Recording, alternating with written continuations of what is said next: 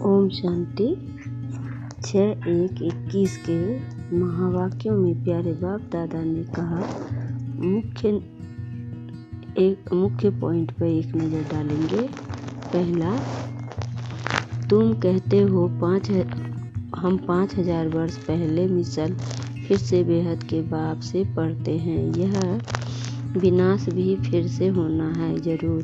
कितने बड़े बड़े बॉम्ब्स बनाते रहते हैं, बहुत पावरफुल बनाते हैं, रखने के लिए तो नहीं बनाते हैं ना। यह विनाश भी शुभ कार्य के लिए है ना। तुम बच्चों को डरने की कोई दरकार नहीं है। यह कल्याणकारी लड़ाई है। बाप आते ही हैं कल्याण के लिए, कहते भी हैं।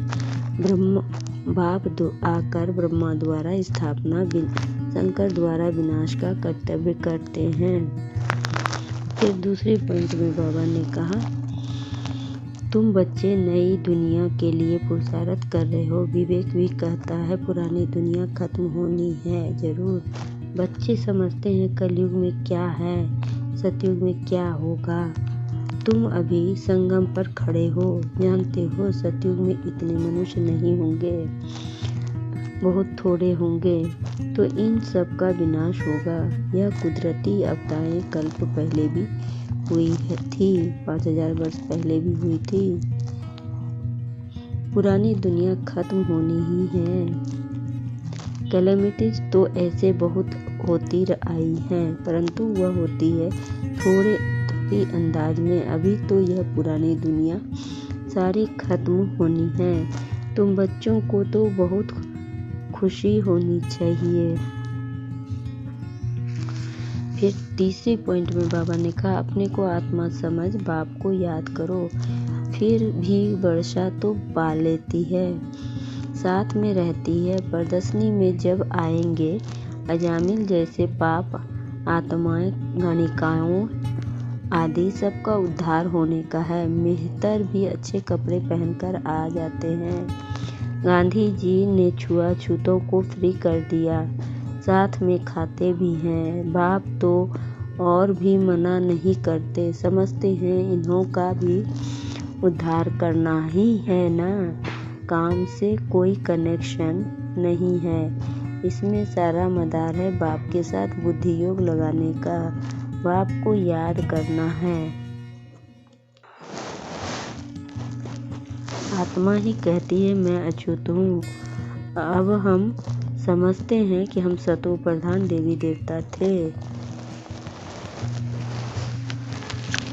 फिर बाबा ने चौथे पॉइंट में कहा, बाप बच्चों को कोई भी तकलीफ नहीं देते हैं, बहुत सहज युक्ति बतलाते हैं। कोई को बच्चा नहीं होता है तो भगवान को कहते हैं बच्चा दो, फिर मिलता है तो उनकी बड़ी अच्छी परवरिश करते हैं, पढ़ाते हैं। फिर जब बड़ा होगा तो कहेंगे अब अपना धंधा करो। बाप बच्चे को परवरिश कर उनको लायक बनाते हैं, तो बच्चों का सर्वेंट ठहराना। यह बाप तो बच्चों को की सेवा के कर साथ ले जाते हैं। वो लौकिक बाप समझेंगे। बच्चा बड़ा हो, अपने धंधे में लग जाए, फिर हम बूढ़े होंगे तो हमारी सेवा करेगा। यह बाप तो सेवा नहीं मांगते हैं, यह है ही निष्काम। लौकिक बाप समझते हैं जब तक जीता हूँ तब तक बच्चों का फर्ज है हमारी संभाल करना, यह कामना रखते हैं। यह बाप तो कहते हैं मैं निष्काम सेवा करता हूँ, राजाई नहीं करते हैं। मैं कितना निष्काम हूँ, और जो कुछ भी करते हैं तो उसका फल उनको जरूर मिलता है। तो है सबका बाप। कहते हैं मैं तुम बच्चों को स्वर्ग की रजाई देता हूँ। तुम कितना ऊंच पद प्राप्त करते हो। मैं तो सिर्फ ब्रह्मांड का मालिक हूँ, तुम बच्चे तो सारे विश्व के मालिक बनते हो। यह क्लास तो देखो कितना वंडरफुल है। कौन कौन इसमें पढ़ते हैं। अबलाएं, कुब्जाएं, साधु भी एक दिन आकर बैठेंगे। बुढ़ियाएं, छोटे बच्चे आदि सब बैठे हैं। ऐसा स्कूल कभी देखा है? यहाँ है याद की मेहनत, यह याद ही टाइम लेती है। याद का पुरुषार्थ करना यह भी ज्ञान है ना।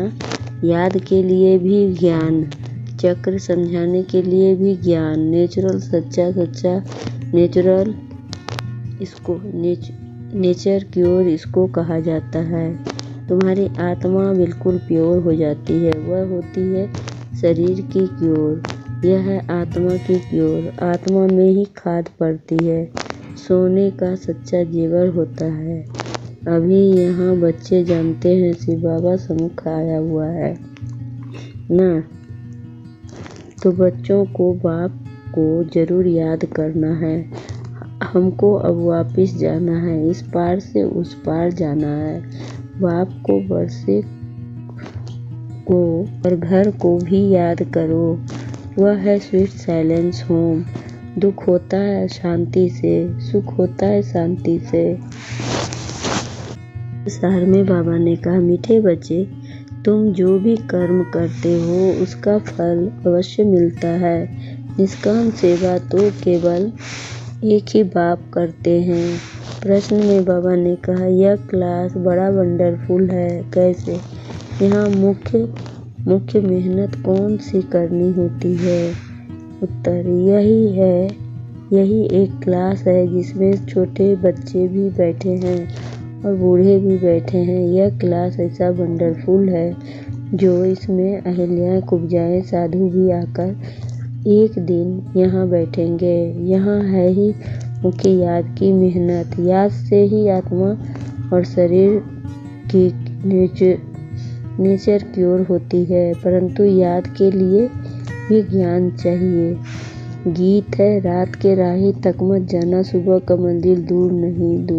लास्ट में बाबा ने कहा, सतयुग में सुख शांति संपत्ति सब है, वहाँ लड़ाई झगड़े की कोई बात नहीं है। बच्चों को यही फूलना होना चाहिए कि हमको सतो प्रधान सच्चा सोना बनना है, तभी ऊंच पद पाएंगे। यह रूहानी भोजन मिलता है। ये मुरली जो है वो भोजन है आत्मों का, उसको फिर उगाड़ना होता है। जैसे गाय उगाड़ी करती है ना, वैसे हमको ये ज्ञान का उगाड़ना चाहिए। आज कौन सी मुख्य पॉइंट सुनी, यह भी समझाया। यात्राएं दो होती हैं, एक रूहानी और जिस्मानी। यह है रूहानी यात्रा ही काम आएगी, जो बुद्धि द्वारा कहीं भी एक सेकंड में हम पहुंच जाते हैं। भगवानोवाच मनमना भव। अच्छा, मीठे मीठे से खिलदे बच्चों को माता पिता बाप दादा का याद प्यार और गुड मॉर्निंग। रूहानी बाप के रूहानी बच्चों को नमस्ते। हम रूहानी बच्चों के रूहानी बाप दादा को याद प्यार और गुड मॉर्निंग और नमस्ते। सदा रहो हंसते, बन जाओ फरिश्ते, चलते रहो परम धाम के रास्ते। शुक्रिया बाबा, पद्म शुक्रिया बाबा। धारणा के लिए मुख्य सार सुनेंगे। पहला पॉइंट, यह विनाश भी शुभ कार्य के लिए है, इसलिए डरना नहीं है। कल्याणकारी बाप कल्याण का ही कार्य कराते हैं, इस स्मृति से सदा खुशी में रहना है। दूसरी पॉइंट में बाबा ने कहा, सदा एक ही फूलना रखना है कि सतो प्रधान सच्चा सोना बन उच्च पद पाना है। जो रूहानी भोजन मिलता है उसे उगाना है। वरदान, सतयुग द्वारा संगम युग द्वारा रूहानी रंग लगाने वाले सदा हर्षित और डबल लाइट भव। सत्संग द्वारा रूहानी रंग लगाने वाले सदा हर्षित और डबल लाइट भव। स्पष्टीकरण, जो बच्चे बाप को दिल का सच्चा साथी बना लेते हैं, उन्हें संग का रूहानी रंग सदा लगा रहता है। बुद्धि द्वारा सत्य बाप, सत्य शिक्षक और सत्य गुरु का संग करना है, यही सत्संग है। जो इस सत्संग में रहते हैं वो सदा हर्षित और डबल लाइट रहते हैं। उन्हें किसी भी प्रकार के बोझ अनुभव नहीं होता। उन्हें ऐसा अनुभव करते जैसे भरपूर हैं। खुशियों की खान मेरे साथ है, जो भी बाप का है वह सब अपना हो गया। स्लोगन में बाबा ने कहा, अपने मीठे बोल और उमंग उत्साह के सहयोग से दिल शिकस्त को शक्तिवान बनाओ। अपने मीठे बोल और उमंग उत्साह के सहयोग से दिल शिकस्त को शक्तिवान बनाओ। ओम शांति, ओम शांति। वरदान में बाबा ने कहा, सत्संग द्वारा रूहानी रंग लगाने वाले सदा हर्षित और डबल लाइट भव। सत्संग द्वारा रूहानी रंग लगाने वाले सदा हर्षित और डबल लाइट भव। स्पष्टीकरण, जो बच्चे बाप को दिल का सच्चा साथी बना लेते हैं, उन्हें संग का रूहानी रंग सदा लगा रहता है। बुद्धि द्वारा सत्य बाप, सत्य शिक्षक और सत्य गुरु का संग करना, यही सत्संग है। जो इस सत्संग में रहते हैं वो सदा हर्षित और डबल लाइट रहते हैं। उन्हें किसी भी प्रकार का बोझ अनुभव नहीं होता है। वे सदा अनुभव करते जैसे भरपूर हैं। खुशियों की खान मेरे साथ है। जो भी बाप का है वह सब अपना हो गया। स्लोगन में बाबा ने कहा, अपने मीठे बोल और उमंग उत्साह के सहयोग से दिल शिकस्त को शक्तिवान बनाओ। अपने मीठे बोल उमंग उत्साह के सहयोग से दिल शिकस्त को शक्तिवान बनाओ। ओम शांति, ओम शांति। निरंतर योगीपन के लक्षण, जैसे ब्रह्मा बाप का हर संकल्प विश्व कल्याण की सेवा अर्थ रहा है। हर बोल में नम्रता, निर्माणता और महानता अनुभव कराई। स्मृति स्वरूप में एक तरफ बेहद का मालिकपन, दूसरी तरफ विश्व के सेवाधारी, एक तरफ अधिकारीपन का नशा, दूसरी तरफ सर्व के प्रति सत्कारी, सर्व आत्माओं के प्रति दाता व वरदाता बनकर रहे। ठुकराने वाली, गलानी करने वाली आत्माओं को भी कल्याणकारी आत्मा का अनुभव कराया। ऐसे फॉलो फादर करो। हर आत्मा को अपने से भी आगे बढ़ाने की शुभ भावना रखते हुए विश्व कल्याणकारी बनो। यही निरंतर योगी बने के लक्षण